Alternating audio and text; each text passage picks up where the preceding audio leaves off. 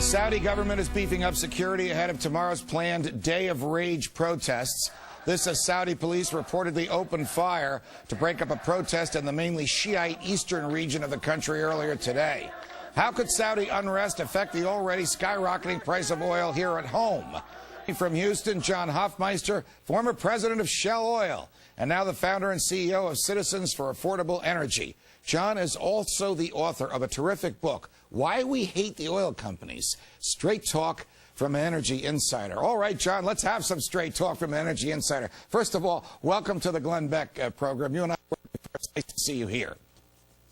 Thank you, Judge. Thanks for having me. All right, is oil really going to hit $200 a barrel? And if it does, what is that going to do to the price of the pump? That's what everybody wants to know. Well, let's hope it doesn't get anywhere close to $200 a barrel. I think that kind of a price puts us right back into a domestic recession, if not a global recession. But at any rate, oil hates the turbulence and the uncertainty of what's going on in the streets of the Middle East. Saudi Arabia is the mother lode. 10% of the world's oil production comes out of Saudi Arabia.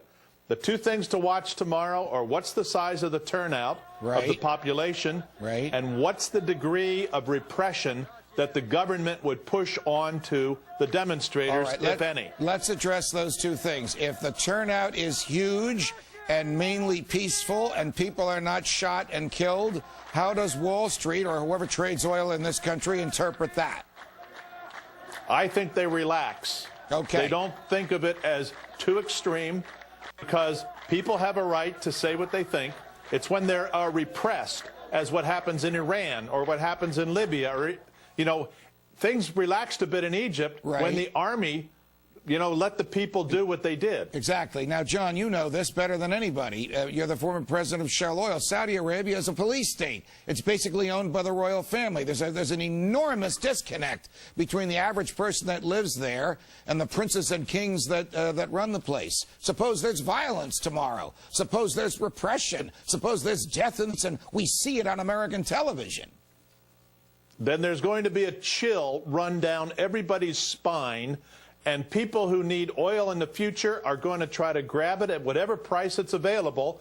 And we could see a large spike in the oil price if that kind of repression takes place. All right, we're going to put up a chart, gas prices this week. It shows that on March 4th, just a week ago, the average was $3.47 a gallon. March 10th today, the average is $3.53 a gallon. So you have that kind of a movement just in a couple of days. Is that a trend or is this a spike?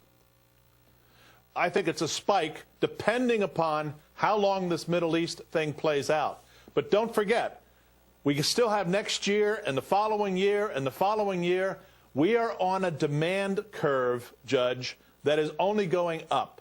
And we're on a supply curve that is all but flat. And at some point in the not-too-distant future, the demand is going to exceed the supply, then we're really in trouble. What will it take, last question, John, what will it take for the government to recognize that there's so much oil here in the Gulf of Mexico and in Alaska that they should let us take it out of the earth so we don't have to worry about the disruptions in the Middle East?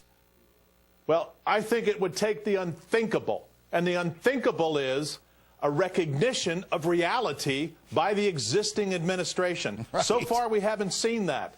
But we can always hope that there will be reality and that the administration would face into the fact that while alternatives are great down the road, we're on an oil economy today, and we should produce more oil today. John Hofmeister, you put your finger right on it. Reality and the Obama administration are strangers. Thank you for joining us.